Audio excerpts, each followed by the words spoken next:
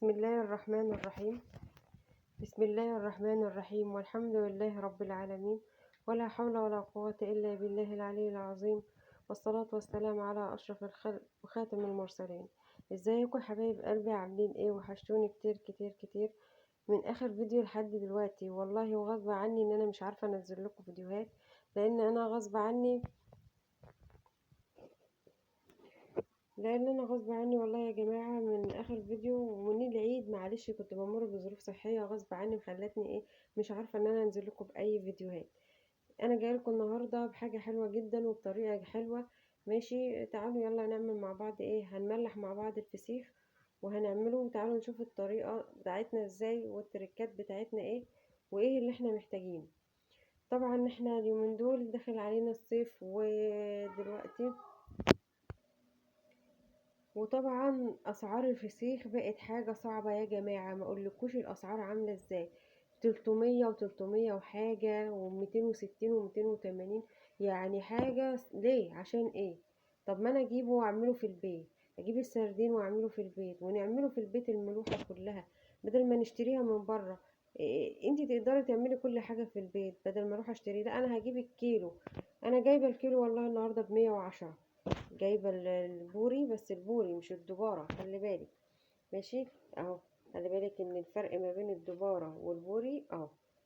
البوري بيبقى بوزه من قدام عريض، اما الدبارة بتبقى بوزها ايه، رفيع. خلي بالك ده اهم حاجة عشان خاطر بيبقى طعمه حلو ولحمه حلو لما تيجي تعمليه فسيخ. تعالوا بينا يلا هنشوف الطريقة بتاعتنا ونشوف مكوناتنا ايه. احنا معانا هنا كيسين ملح.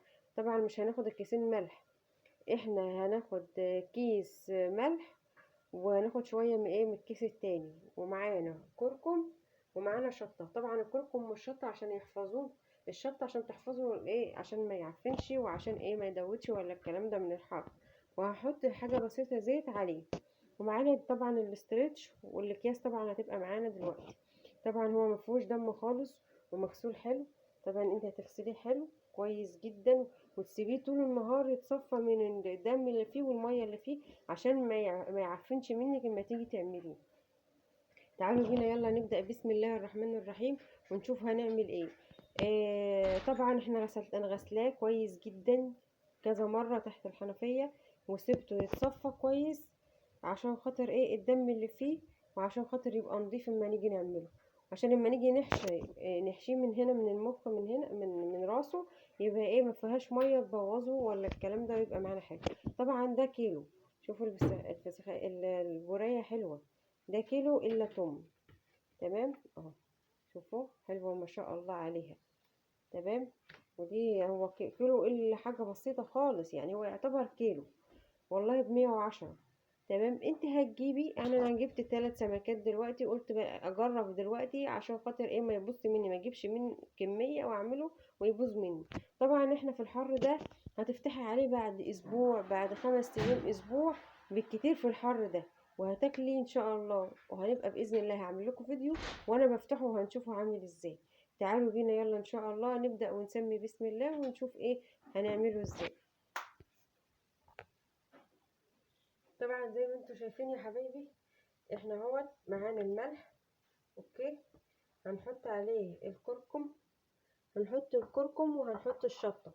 تمام، يلا بينا. وحطينا طبعا شوية الزيت، حطينا الزيت على الملح وهنحط الحاجة اهي بتاعتنا. تمام، زي ما انتم شايفين كده. تمام. تعالوا بقى هنقلب الحاجة مع بعض كويس.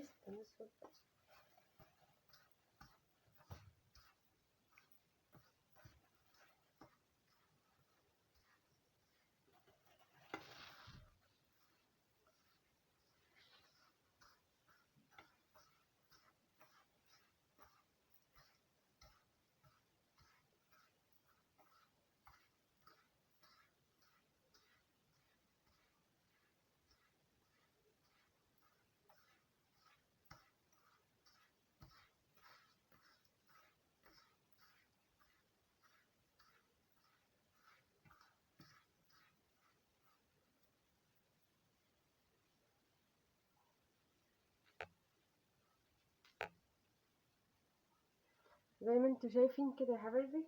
هنجيبها بقى ايه، هنجيب زي ما احنا شايفين، هنجيبها طبعا، هنحشيها من هنا. اوكي، تعالوا بينا يلا نحشيها. احنا حضرنا الحشو بتاعنا، الملح مع الشطة مع الكركم. طبعا انت هتقلبي كويس وهتحطي شوية زيت. اوكي اهو، هتقلبي كويس. يلا بينا نبدأ، بسم الله. زي ما احنا شايفين، تعالوا الاول ايه، عشان خاطر لو فيه دم ولا فيه حاجة اهو، بالمنديل. طبعا الناحية التانية اهي، بالمنديل كويس اوي. قربين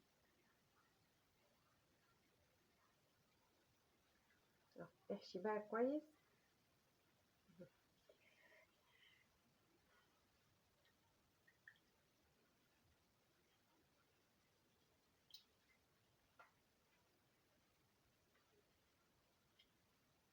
زي ما انتوا شايفين اهو. اوكي،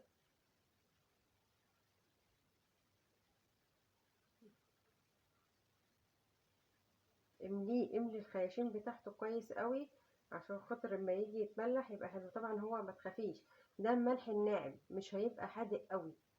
اوكي، ده الملح بتاعنا الناعم اهو. تمام،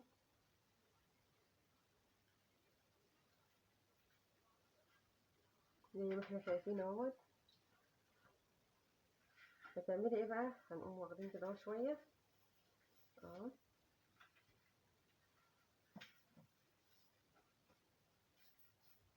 طبعا ايه، وانت تعملي كده كويس في السمكية. اعملي كده في السمكية كويس، عشان خاطر اللحم بتاعها ايه، اللحم بتاعها يبقى طري في ايدك لما تيجي تعمليه. بس خلي بالك اوعي تضغطي هنا، هتضغطي هنا هيتفجر البطن وهتبقى هتبوظ منك كده. اتكي على اللحم عشان خاطر لما يطرى معاكي في التمليح، عشان لما تيجي تفتحي عليه يبقى اللحم، يبقى لحمه حلو اهو. تمام، زي ما احنا شايفين اهو. تعالي بقى كده اهو.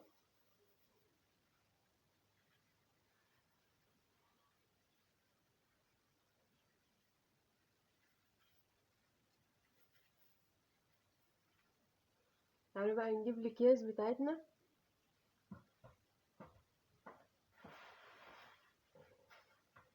الاكياس بتاعتنا طبعا احنا هنحطه في كذا كيس يا جماعه. اوكي، تعالوا نحط الاول في الكيس هنا ايه، شويه ملح. اوكي، احنا ممكن نحطه في الكيس الاول الكبير، ونرجع نحطه ايه هنا. اوكي، تعالوا نجيب الكيس ده بتاعنا، ده الكبير، الكيس ده اهو. تعالوا هنزود شويه ملح طبعا، عشان بس ايه الكميه تكفي.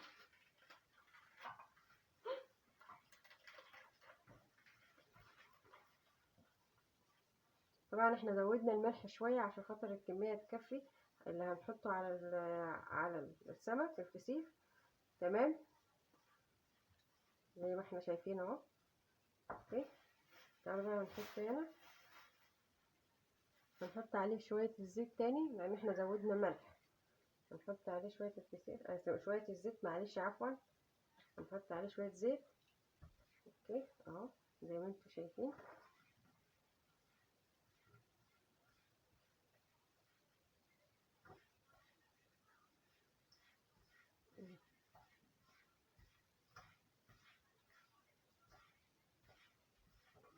اهو، زي ما احنا شايفين اهو. تعالوا بقى نحط هنا في الكيس شوية. اوكي،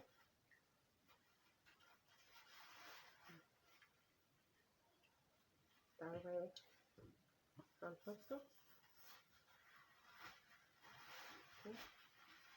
اهو. طبعا انت مليتي خياشيمه كويس قوي بالملح. اوكي،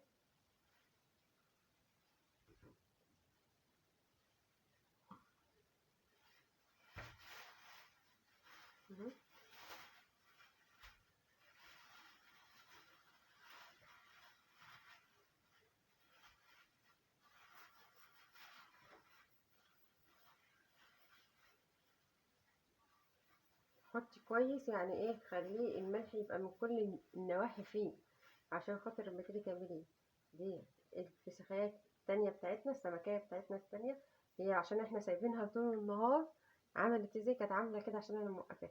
تعالوا بقى ايه، خلي بالك ما تتنهاش جامد عشان ما تعملش منك. اهو كده زي ما احنا شايفين كده، ظهرها تعمليها من ظهرها، ما تعملهاش من هنا، مش من بطنها، عشان ما تنفجرش منك، يبقى باظ معاكي كده. اوكي. اهو. تعالوا بقى الاول ايه، نعمله من الدم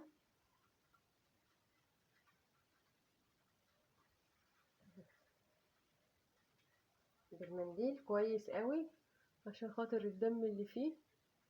تمام، هو باين، احنا باين، باين هنا، تمام. اوكي. تعالوا بقى ايه،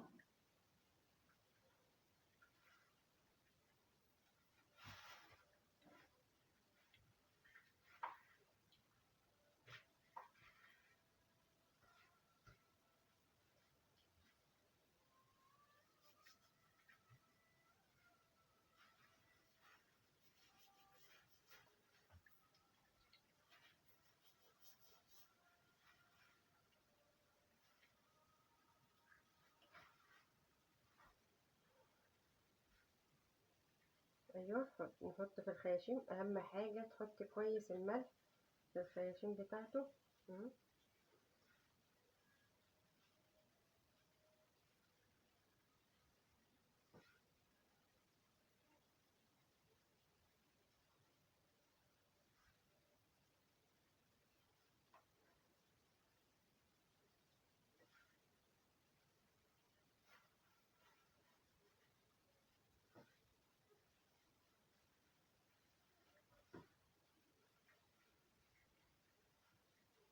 اهو، اتوصي يعني، مش ان انت تقولي لا وانا خايفه عليه، وعشان خاطر ما يبقاش حادق ما تقلقيش. زي ما انت شايفه اهو. اوكي. تعالوا بقى ايه،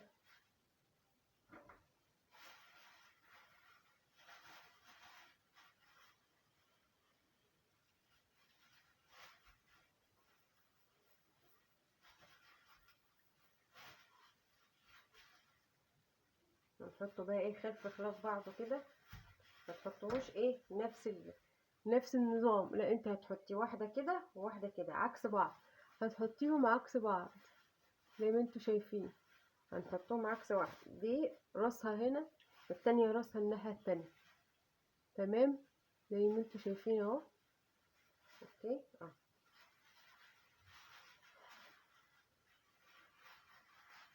مم.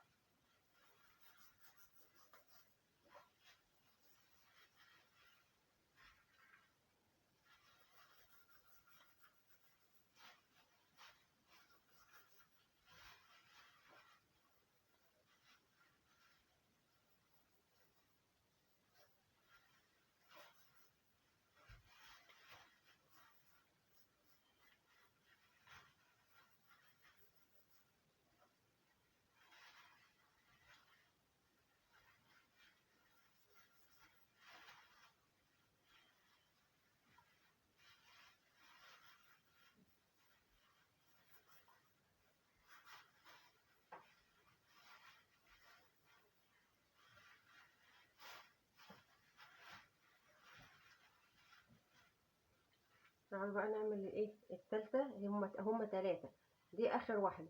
تمام، هنعملها ايه زي ما انتوا شايفين هنعملها. تعالي برضو نعمل زي ما عملنا في التانية.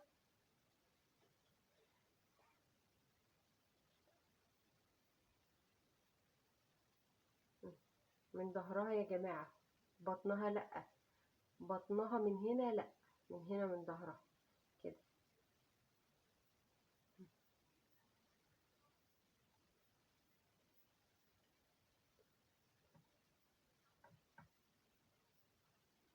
تمام. تعالوا بقى ايه، اول هننشف الدم اللي جوه هنا، اوكي كويس. الناحية التانية برضو.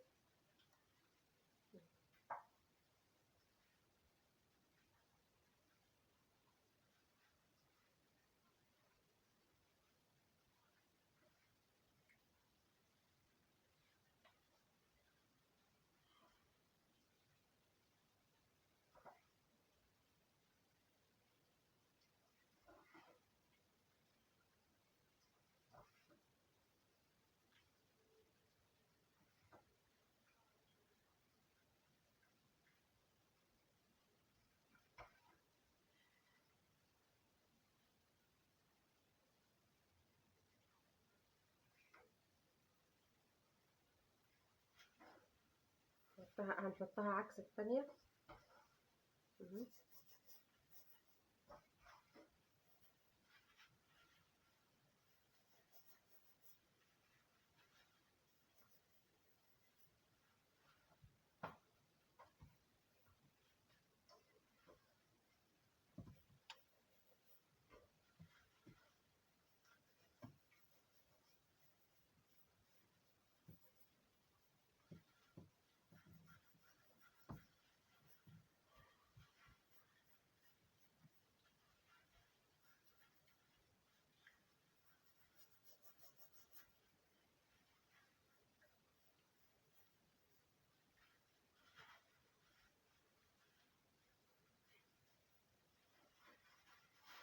اوكي زي ما احنا شايفين اهو، دي الراس هنا تمام، والديل هنا، ودي راسها هنا، وديلها هنا، ودي هنا. اوكي تعالوا بقى نحط ايه عليهم بقية الملح. اوكي اهو.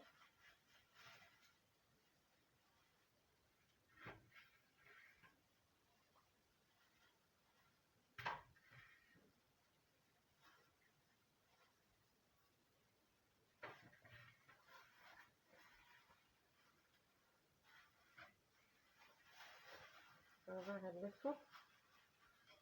اوكي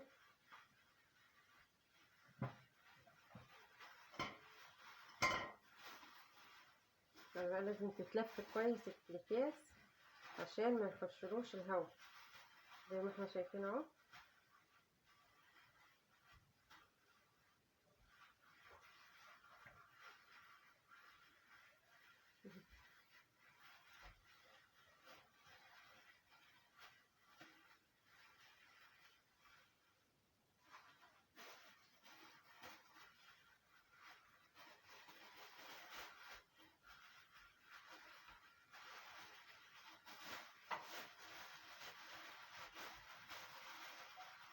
زي ما انتوا شايفين.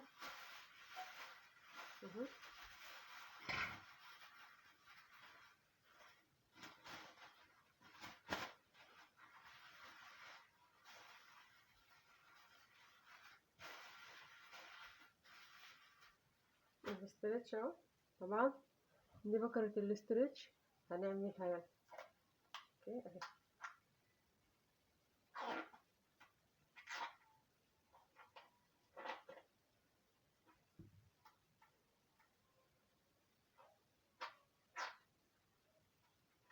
لازم تلفيه كويس قوي في كذا كيس، وتلفيه في الاسترتش ده كويس عشان خاطر ايه، ما تخليش هوا يدخل له خالص عشان البكتيريا ما تنشطش فيه، وعشان ما يعفنش منك. دي اهم خطوة يا جماعة.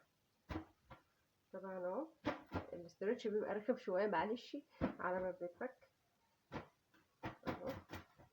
تمام. تعالوا بقى نشيل الحاجات دي من هنا.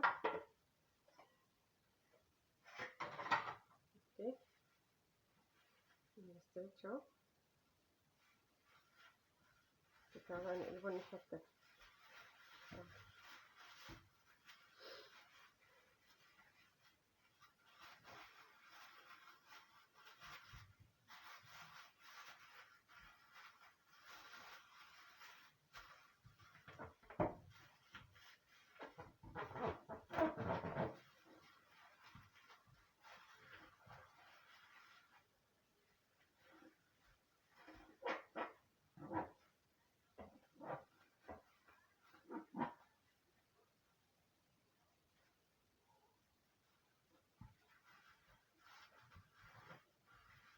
اهو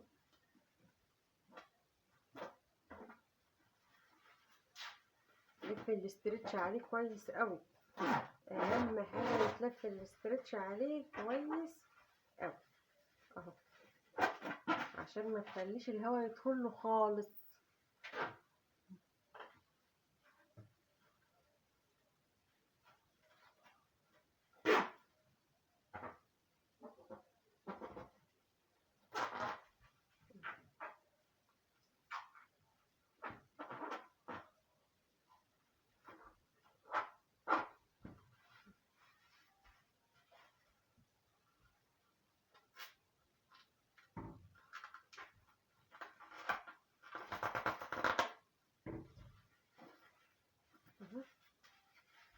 تعالوا بقى ناخد الاسترتش من هنا كده تاني.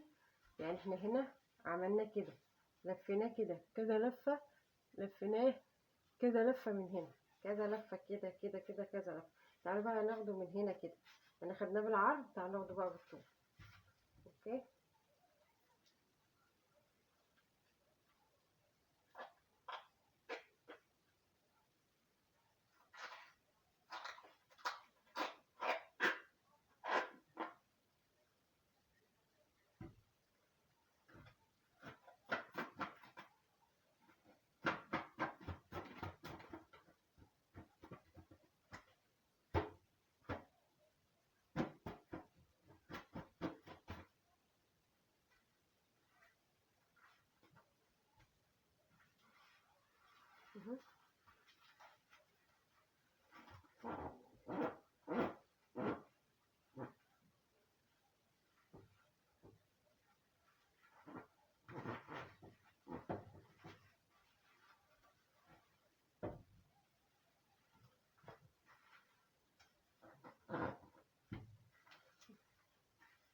زي ما انتوا شايفين احنا كفناه، انت بتكفنيه اهو، بصوا زي ما انتوا شايفين، انت بتكفنيه تكفين تكفين يعني.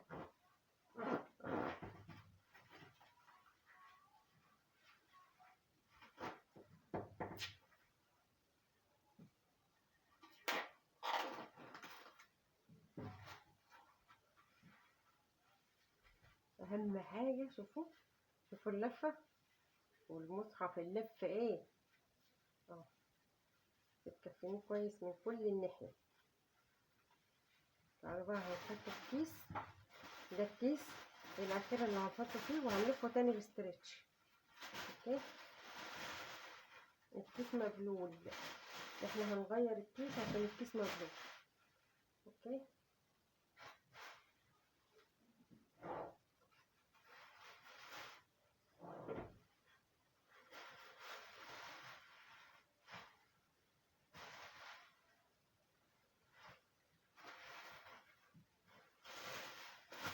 اهو كيس نضيف، نجيب كيس نضيف ويكون مش اسمر، اسمر لا يا جماعة اهو. اهو هتحطي اللفة فيه زي ما احنا شايفين اهو، من كل النواحي، خدناه كده بالعرض وبعد كده بالطول زي ما انتوا شايفين. اوكي،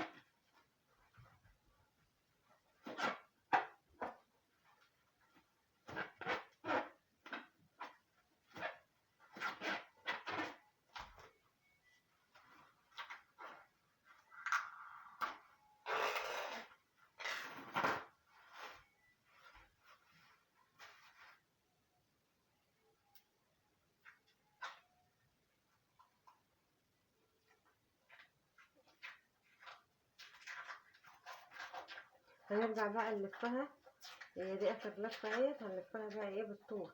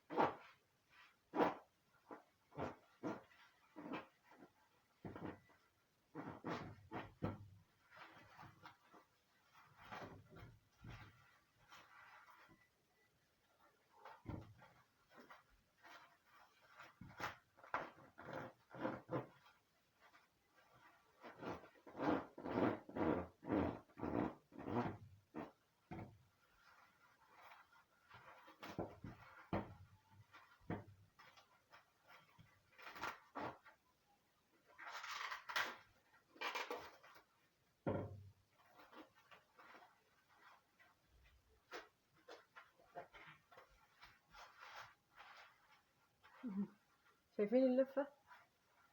كفن يا جدعان، كفن كفن كفن زي ما انتوا شايفين اهو اللفه، مفيش حاجه الحمد لله ما شاء الله اهو زي ما انتوا شايفين.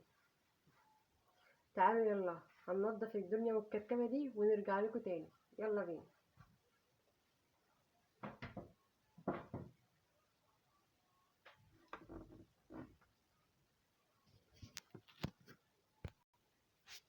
زي ما انتوا شايفين احنا خلصنا اهوت يا جماعه، ما شاء الله. شوفوا اللفه اللي احنا ملفينها حلوه ازاي. طبعا اللفه دي لازم تتلف كده كذا كيس، والاسترتش وهتلفيه من جوه ومن بره، وترجعي تلبسيه كذا كيس تاني، وترجعي تحطي تاني عليه الاسترتش، وترجعي تحطي عليه الكيس الاخير وتحطي عليه الاسترتش عشان ما فيش هوا يدخله من اي حته من اي مكان. هنجيب بقى الحاجه اللي احنا هنحط فيها. طبعا تعالوا يلا احنا هنحط هنا، اوكي هنحطه هنا. بسم الله الرحمن الرحيم اهو. هنحطه في مكان يكون ايه، في مكان معزول عشان خاطر ايه، هو عامة ان شاء الله مش هيطلع ريحة جامدة، لان الشطة مع الكركم ان شاء الله مش هيطلع ريحة جامدة. هياخد معاكي من 5 ايام لاسبوع في الحر ده، ماشي، وممكن اسبوع او 8 ايام، اوكي ان شاء الله. اما نيجي نفتح عليه، طبعا انا ايدي من مكان البتاع مكان الكركم والشطة، اما نيجي نفتح عليه بمشيئة الله هنفتح سوا وهنشوف هي تجربة وربنا يستر وما يبصي. انا مرضيتش اجيب كمية كبيرة عشان خاطر لما يتعمل، ولو لا قدر الله بعد الشر بعد الشر باظ يبقى حاجة بسيطة. تمام، احنا الحمد لله عملناه مع بعض وملحناه مع بعض. ان شاء الله لما نيجي نفتح عليه هنفتح عليه مع بعض، وان شاء الله باذن الله هيبقى حلو بمشيئة الله. تمام، وانتظرونا بقى في فيديو جديد، انتظرونا في فيديو جديد ان شاء الله باذن الله.